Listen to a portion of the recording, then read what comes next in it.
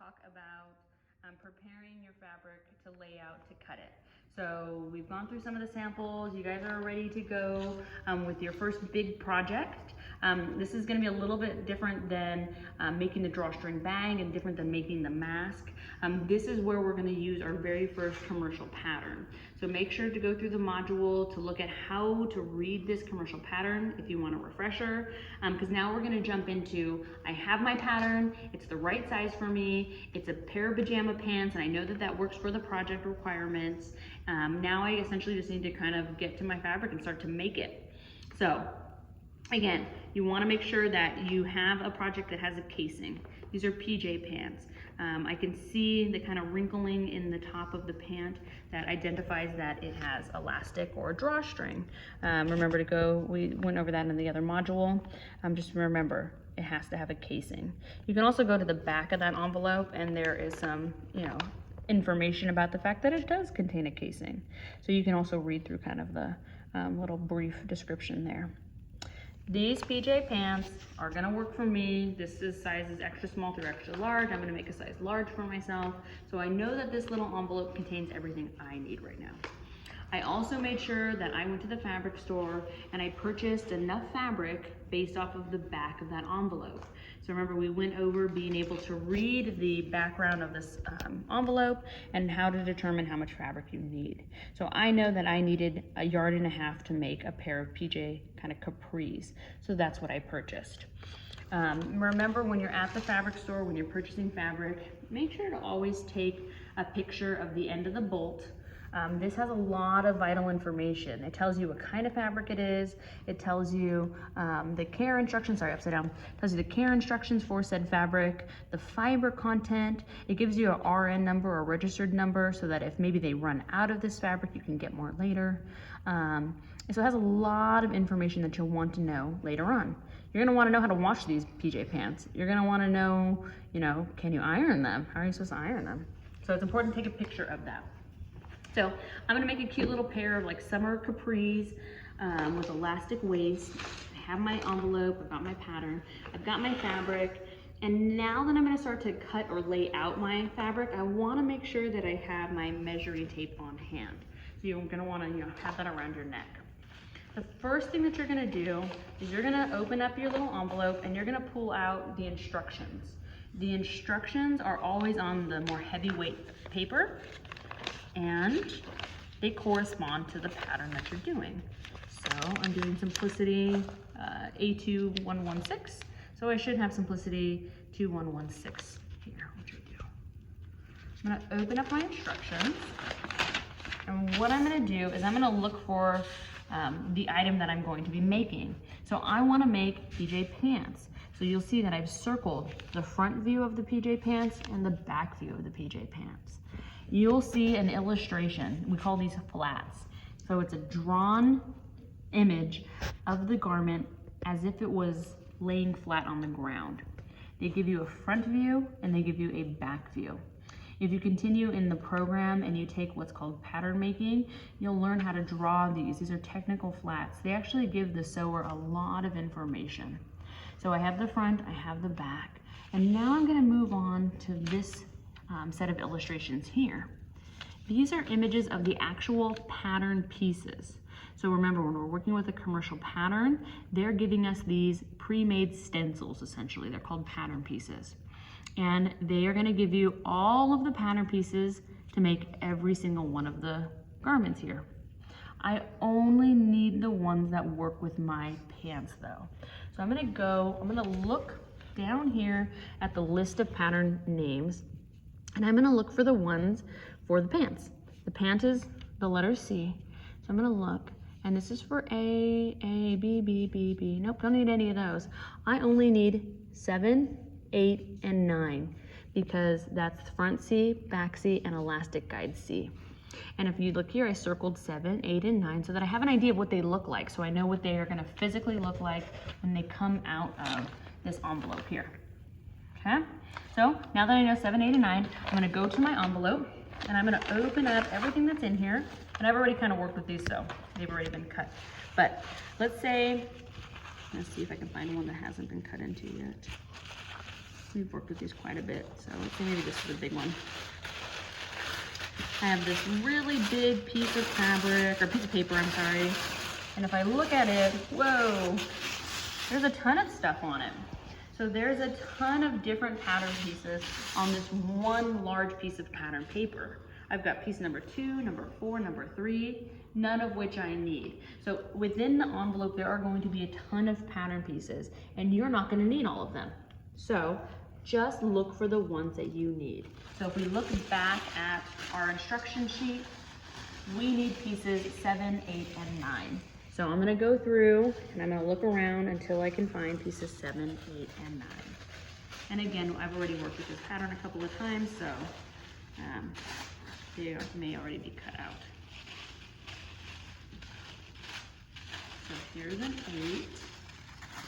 And I can kind of see it's a back, 8, and it says back, so that's good. I know I need that one. That's 1. And here is a extra scrap piece. 6. It might not even be in here. Oh no, I don't have my front piece. So, unless it's this one here, I'm gonna have to make do with what I have. Okay, so because I've used this pattern a bunch of times and other students have used it, I don't have an 8 and a 7, but I do have a 1 and a 2 from another pattern. So we're gonna pretend that this says 7 and 8. I'm gonna put this one aside, and I'm gonna just use these two. So, for the sake of this demonstration, it'll be fine. So, I've got a pant front, we're gonna call that my number 7, and I got a pant back, my number 8, I'm gonna pretend it's a number 8. And you'll see, they're kind of like wide leg PJ pants. Okay, so big long patterns. I can look at the picture, I can see that these are what I need. I can read that they are pant front and pant back, and the numbers should correspond to what your pattern has. They don't come pre-cut like this though. So that's something that I'm gonna show you off of one of these other uncut pattern pieces. They don't come pre-cut, they come printed on one gigantic piece of paper. So what I want you to do to start is I want you to find the number that you need. So I want you to find, 7, 8, and 9. And I want you to take a pair of shears, I'm gonna grab a pair of scissors. And I want you to do a rough cut of this pattern stencil. So I just want you to take your scissors and I just want you to quickly just get those numbers off of the paper. It's really hard to work with them when they're on a big giant sheet of paper. So just rough cut it up. So I'm gonna pretend I need these ones too, and I'm just gonna rough cut this number 2 out too. So I'm gonna pretend I need it. And I'm just getting it away from everything else that I don't need. And I'm just making a rough cut to get it off of the pattern. Okay, so now I have my pieces and I'm kind of, ready to start to cut them out. So I'm gonna work with this number, 7 and 8, and now I'm gonna take the fabric that I got at the fabric store. Normally, it doesn't come wrapped on it comes wrapped on a bolt like this when you're at the store, but they're not gonna give you the bolt to take home. So they will cut it there, and then they'll just fold it up and wrap it up for you and kind of send it you on your way. So I'm gonna take my fabric, and I'm gonna look at it. It's kind of wrinkly because I pre-shrunk it. So remember, whenever you get fabric, you have to pre-shrink it before you start to work with it. Pre-shrinking it just means that you're essentially gonna launder it one time before you start to work with it. That'll get it to kind of do the initial shrinkage, and then that way when you wear it, it fits the way you want it or expect it to. So I'm gonna open up my fabric and I'm gonna look at it. This material looks very similar on the front and the back. It's almost impossible to kind of see the difference with the naked eye. Not all fabric is like that. You may be making pajama pants out of something with a print. So I'll pull out this fabric here. It's video game print. Maybe you're making PJ pants out of something like this. This is really easy to see. There's a front of it and there's a back of it. Another thing that you want to pay attention to with fabric, and again, we go over this in the textiles module, is you want to make sure that you know, if there's a direction to the fabric, that you know the direction. When we say direction, remember we're talking about a print. So if you look at this fabric, the game on, it says game on right side up. It does say it's sideways here, but it never says it upside down. So you want to be mindful when you're making something. Let's say you make a pair of PJ shorts out of this.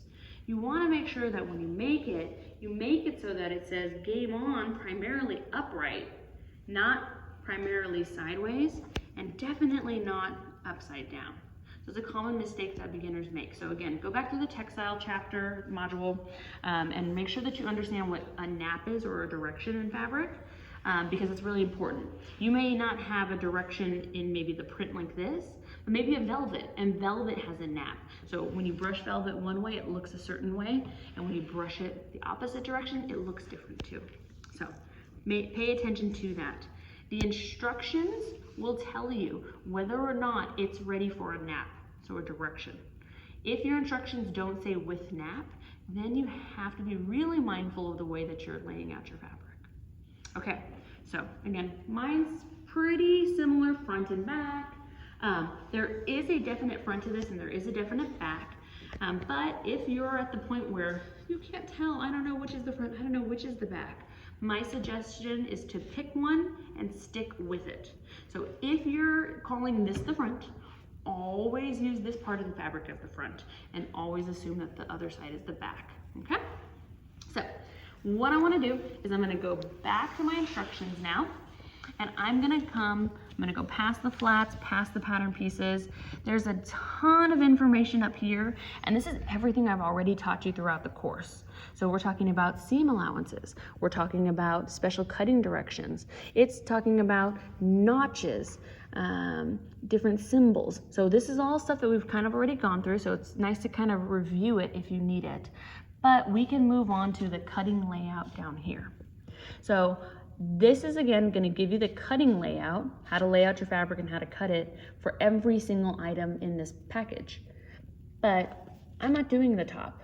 I'm not doing the other top. I'm doing C, I'm doing the pants. So I can kind of skip the other instructions and move right here to pants. These are sitting 2 inches below the waist. It tells me that. It also tells me that it uses pieces 7 and 8, which I already pre-cut over here, and that it uses a 9, or piece 9 is a cut of elastic. Oh, that's my other 9 piece.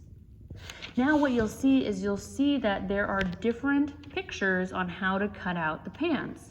Well, which one do you pick? And this is kind of where it gets a little confusing for people, because reading this is a little, scary if you've never done it before.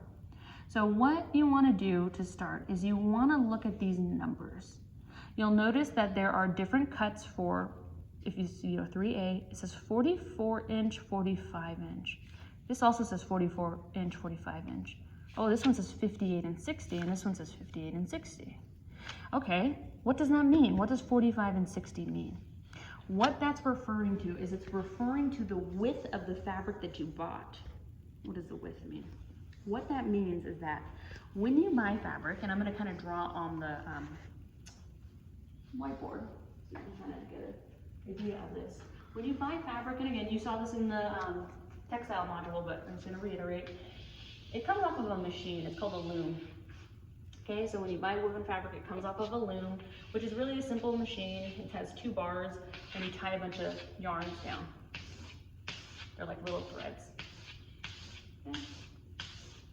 Again, this is just reiteration from the textile module. And then you put other yarns and you interlace them back and forth until you fill up the whole loom and you get fabric. Okay? Now, if you think about this, it's kind of like a printer. The size of the machine is going to determine the size of the fabric. So if you have a machine that's only this big, the fabric's only going to be that wide. But maybe your loom is huge. Maybe your loom is like this big. Boy, your fabric's going to be that wide. So when we talk about the width of the fabric, we're talking about the width of the machine too. So the way to figure out what the width of your fabric is you want to look at this part of the material that is called the selvage. Again, that's all a part of the textile module, but to reiterate, what a selvage is it's a finished edge of fabric. When you go to the fabric store, the person there is gonna cut fabric off of the bolt, and it's gonna give you a raw end. This is the raw end where it's been cut by the person at the store. This end here is not raw and it's finished. And no matter how hard I pull on it, it's never gonna fray. And the reason for that, again, is because that is this side of the fabric that is always looped back and forth, and so it becomes finished. And again, that's called the selvage. Okay. What I want to do, and the selvage again is on both sides. What I want to do is I want to measure from selvage to selvage to figure out how wide my fabric is. So if I look at this fabric and, oh, there's my selvage there. I can't make it fray. And I run my hand along the cut edge, and oh, yep, there's my other selvage there. No matter how hard I pull on it, I can't get it to fray. I'm gonna measure. I wanna measure across this. So if I take my measuring tape and I measure from one selvage across to the other, I can see that this is about, oh, look at that, 44, 45 inches wide. One of my little cheats is that if I buy fabric, what I like to do is I hold it from selvage to selvage in my hands. If my elbows are bent, I know it's 45 or less. If my arms are spread out, then it's 60 wide. And that pretty much works for anybody that's anywhere between, you know, like 4 foot and 7 foot really, because it's just your span. So it should work for most people, even if you're really tall. So bent elbows means it's a shorter width. Straight elbows means that it's a wider width.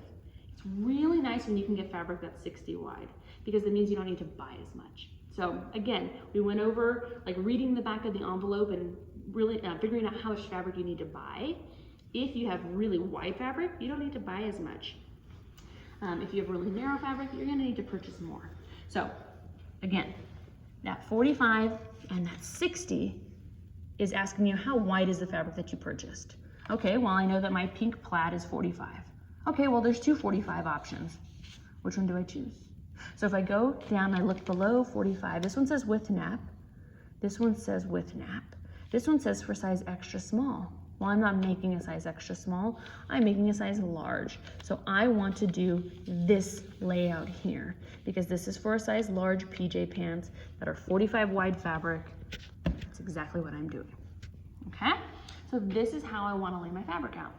Now, if you look again at this picture, you'll see that it shows you your piece 8 and your piece 7. And in the background here, it has this rectangle. This is supposed to be an illustration of fabric. And I know it kind of looks kind of funky and it doesn't read very much like fabric, but you have to get used to reading these. And what it's telling me is that the fabric itself is folded with the selvage ends touching. So I need to do that, okay? So what I need to do is I need to take my fabric, I need to get the selvage on one side, I need to get the selvage on the other. This is a little cut piece, so let me do it this way. And I need to fold it so that they are touching, like this. I call it hot dog, not hamburger. Okay, so remember in grade school when they tell you folded hot dog, not hamburger. This is hot dog. It won't always ask you to fold it like this. This is with the selvage edge touching. So if you look here, both of the selvages are on top of each other. So they're both touching. And I have a folded end on the other side. Again, hot dog. They sometimes may ask you to fold a hamburger. Maybe they tell you to fold it with selvages on either side. And if you remember in grade school, that's hamburger. So it's the opposite. You're gonna do what it tells you because they have determined the easiest way to cut out this pattern. They figured out how to use the least amount of fabric, the least amount of waste, how to get your PJ pants. So I'm gonna do what they said. And what I wanna do also is I wanna make sure that I fold it with the pretty side of my fabric touching. I don't wanna do ugly sides touching with my pretty on the outside because what I want is the pretty side to be protected. I want the pretty side inside because what I'm eventually gonna do is I'm gonna come to this fabric eventually and I'm gonna use a marking tool. And I'm just gonna grab one real quickly so I can kind of show you. And there are different types. I kind of went over those at the very beginning of the semester. But I'm gonna grab a marking tool of some sort. Maybe it's mark beyond, maybe it's like blue chalk. And I'm gonna mark on this eventually. So I'm gonna draw an X maybe, or maybe a circle, or maybe I'm gonna do like a box shape. if you're doing this on the pretty side of the fabric, if I'm wearing PJ pants and if this doesn't come out like I thought it was, I'm gonna have an X on my pants. Or I'm gonna have little blue marks all over my buttoned-up shirt where the buttonhole went in the pocket. So I always fold it the way that it tells me. And although looking at this picture, you might say, what? It didn't tell me to fold it pretty sides together. It actually did. So looking at this picture, fold on the bottom, selvage edge touching.